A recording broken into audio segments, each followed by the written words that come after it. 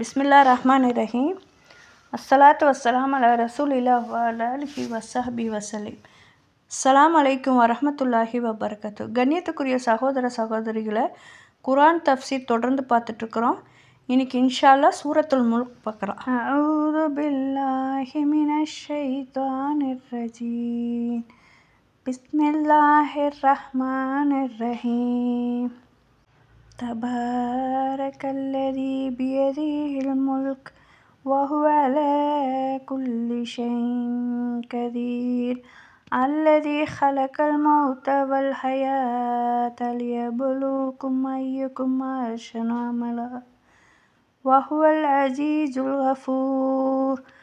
அல்லதி ஹலக சப்அ ஸமாவாத்தின் திபாகா மா தரா ஃபி ஹல்கிர் ரஹ்மானி மின் தஃபாவுத் ஃபர்ஜிஇல் பஸர ஹல் தரா மின் ஃபுதூர். சும்ம அர்ஜிஇல் பஸர கர்ரத்தைனி யன்கலிப் இலைக்கல் பஸரு ஹாஷியன் வஹுவ ஹஸீர். வலகத் ஸய்யன்னா அஸ்-ஸமாஅ அத்-துன்யா பிமஸாபிஹ வஜஅல்நாஹா ருஜூமன் லிஷ்ஷயாத்தீனி வஅதத்னா லஹும் அஸாபஸ் ஸயீர். அளவிலா கருணையும் இணையிலா கிருபையும் உடைய அல்லாஹ்வின் திருப்பெயரால். எவனுடைய கையில் ஆட்சி இருக்கிறதோ அவன் பாக்கியவான். மேலும் அவன் எல்லா பொருட்களின் மீதும் பேராற்றலுடையவன். உங்களின் எவர் செயலால் மிகவும் அழகானவர் என்பதை சோதிப்பதற்காக அவன் மரணத்தையும் வாழ்வையும் படைத்தான். மேலும் அவன் யாவரையும் மிகைத்தவன், மிக்க மன்னிப்பவன். அவனே 7 வானங்களையும் அடுக்கடுக்காக படைத்தான். மனிதனே, அளவற்ற அருளாளனின் படைப்பில் எந்த குறையும் நீ காண மாட்டாய். பின்னர் ஒரு முறை பார்வையை மீட்டிப்பார். அவ்வானங்களில் ஏதாவது ஒரு பிளவை நீ காண்கிறாயா? பின்னர் இருமுறை உன் பார்வையை மீட்டிப்பார். உன் பார்வை கலைந்து சிறுமையடைந்து உன்னிடம் திரும்பும். அன்றியும் திட்டமாக நாமே பூமிக்கு சமீபமாக இருக்கும் வானத்தை நட்சத்திர விளக்குகளை கொண்டு அலங்கரிக்கிறோம். இன்னும் அவற்றை ஷைத்தான்களுக்கு எரியப்படுவையாகவும் நாம் ஆக்கினோம். அன்றியும் அவர்களுக்காக கொழுந்து விட்டெரியும் நரக நெருப்பின் வேதனையை சித்தம் செய்திருக்கிறோம். இந்த அத்தியாயத்துடைய வசனம் 30 வரைக்கும் இருக்குது. இப்போ நான் ஓதந்து 1லிருந்து 5 வரைக்கும் ஓதியிருக்கிறேன். இந்த அத்தியாயம் மக்காவில் இறங்கப்பட்டது. இதில் ஒரு புறம் இஸ்லாத்தின் அறிவுரைகள் சுருக்கமாக அறிமுகப்படுத்தப்பட்டுள்ளன. இன்னொரு புறம் அலட்சியத்தின் ஆழ்ந்து கிடந்த மக்களுக்கு அழுத்தம் திருத்தமான முறையில் விழிப்பூட்டப்பட்டுள்ளது. முதல் 5 வசனங்களில் மனிதனுக்கு பின்வரும் விஷயங்கள் உணர்த்தப்பட்டுள்ளது. அவன் எந்த பேரண்டத்தின் வாழ்ந்து கொண்டிருக்கிறானோ அது மிக கட்டுக்கோப்பாக உறுதி வாய்ந்த ஒரு ஆட்சியாகும். இந்த ஆட்சியை அல்லாஹ்தான் இல்லாமையிலிருந்து உள்ளமைக்கு கொண்டு வந்திருக்கிறான். மேலும் அதனை நிர்வகித்து ஆட்சி புரிந்து எல்லா அதிகாரங்களும் முற்றிலும் அல்லாஹ்வின் வசமே உள்ளன. இத்துடன் மனிதனுக்கு பின்வரும் விஷயங்களும் எடுத்துரைக்கப்பட்டுள்ளது. பேரண்டத்தின் இந்த விவேகமான அமைப்பின் மனிதன் குறிக்கோளின்றி படைக்கப்படவில்லை. மாறாக அவன் சோதிப்பதற்காகத்தான் இங்கு அனுப்பப்பட்டுள்ளான். இந்த சோதனையில் அவன் தன்னுடைய நற்செயல்களின் வாயிலாகத்தான் வெற்றியடைய முடியும். இந்த சூறாவுடைய சிறப்பு என்னடா, இமாம் அஹ்மத் அவங்க அபு ஹுரைரா ரலியல்லாஹு அவங்களிடமிருந்து பதிவு செஞ்சுருக்கிறாங்க. அல்லாஹ்வின் தூதர் ஸல்லல்லாஹு அலைஹி வஸல்லம் அவங்க சொல்லியிருக்கிறாங்க, நிச்சயமாக குர்ஆனில் ஒரு அத்தியாயம் இருக்கிறது. அதில் 30 ஆயத்துகள் உள்ளன. அது அதை ஓதுபவர்க்காக அவர் மன்னிக்கப்படும் வரை பரிந்துரை செய்யும். அது எவனுடைய கையில் ஆட்சி இருக்கிறதோ அவன் பாக்கியம் பெற்றவன். இந்த ஹதீஸ் திருமதி மற்றும் 4 சுனன் தொகுப்பாளர்கள் பதிவு செஞ்சுருக்கிறாங்க. இந்த அத்தியாயத்தில் அல்லாஹ்வை புகழ்வதும் மரணம், வாழ்வு, வானங்கள் மற்றும் நட்சத்திரங்கள் படைப்பதை குறிப்பிடப்படுகிறது. உயர்ந்தவனாகிய அல்லாஹ் தனது கண்ணியமான ஆட்சியை புகழ்கிறான். மேலும் ஆட்சி அவனது கையில் இருக்கிறது என்று தெரிவிக்கிறார். இதன் பொருள் தனது படைப்புகள் அனைத்தையும் தான் விரும்பியபடி கையாள்கிறான். அவனது தீர்ப்பை மாற்றக்கூடியவர் எவரும் இல்லை. அவனது ஆற்றல், ஞானம் மற்றும் நீதியின் காரணமாக அவன் செய்வதை பற்றி அவன் கேள்வி கேட்கப்பட மாட்டான்.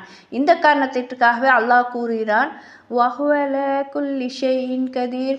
மேலும் அவன் எல்லா பொருட்களின் மீதும் ஆற்றலுடையவன். பின்னர் அல்லாஹ் கூறுகிறான், அல்லதி ஹலக்கல் மௌத்தவல் ஹயாத்தா, அவனே மரணத்தையும் வாழ்வையும் படைத்தான்.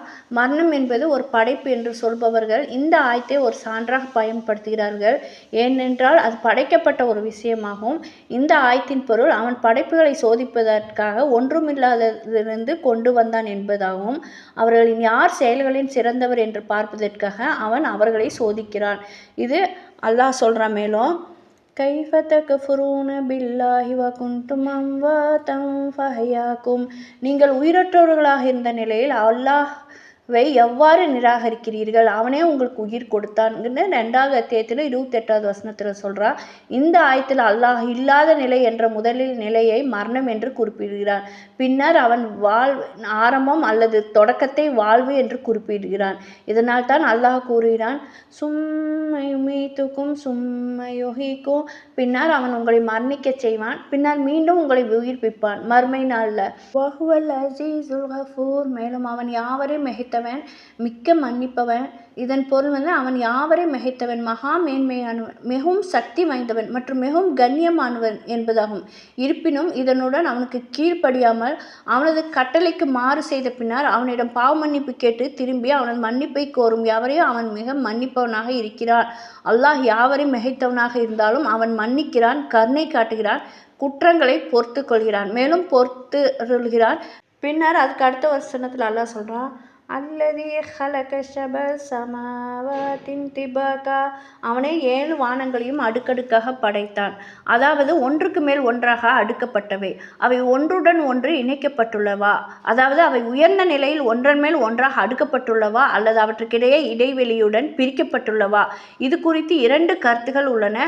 நபியுடைய ஹிஜ்ரத்துடைய பயணம் மற்றும் பிற அறிவிப்புகளில் நிரூபிக்கப்பட்டுள்ளபடி பிந்தையதே மிகவும் சரியான கருத்தாக தோன்றியது. அல்லாஹ் சொல்றா,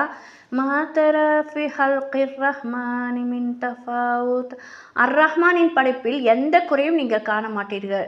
இதன் பொருள் என்னண்டா, அது படைப்பு ஒரு குறைபாடற்ற முறையில் செய்யப்பட்டுள்ளது.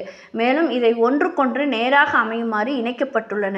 அவற்றுள் எந்த பிரிவினையோ முரண்பாட்டோ பொருத்தமின்மையோ குறைபாடோ பிழையோ அல்லது கோளாறோ இல்லை. இதனால் தான் அல்லாஹ் சொல்றா, ஃபர்ஜில் பஸரல் தரா மின் ஃபுதூர், ஆகவே மீண்டும் பார்வையை திருப்புங்கள், ஏதேனும் பிளவுகளை காண்கிறீர்களா, அதாவது வானத்தை பார்த்து அதை உற்று கவனிங்கள், அதில் ஏதேனும் பிழை குறைபாடு கோளாறு அல்லது பிளவுகளை காண்கிறீர்களா. அதுக்கு அடுத்த வசனம், சும்மருஜில் பஸர கர்ரத்தைனி, பின்னர் மீண்டும் மீண்டும் பார்வை திருப்புங்கள் என்பதற்கு கதாதா அவங்க இதற்கு பார்க்க 2 முறை என்று பொருள் என்றார்கள்.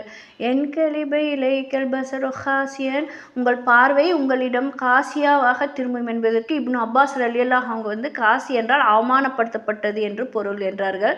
முஜாஹித் மற்றும் கத்தாதா ஆகிய இருவரும் இதற்கு எகழப்பட்டது என்று பொருள் என்கிறார்கள்.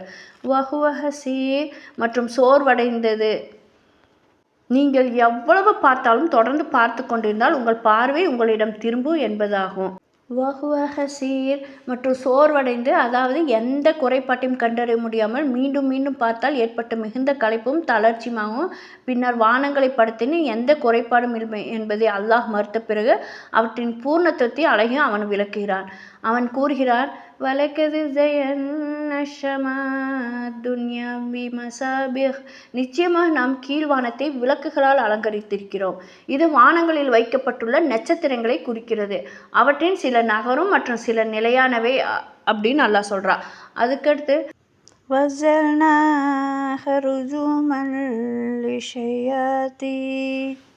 எனும் ஷைத்தான்களை விரட்டும் ஏவுகணைகளாக அவற்றை நாம் ஆக்கினோம்.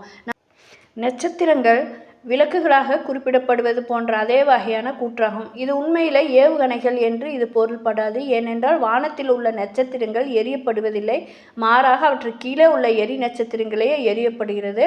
அது நட்சத்திரங்களிலிருந்து எடுக்கப்படுகிறது. அல்லாஹ்வே நன்கறிந்தவன். அல்லாஹ் அதுக்கு அடுத்தது என்ன சொல்றான்னா,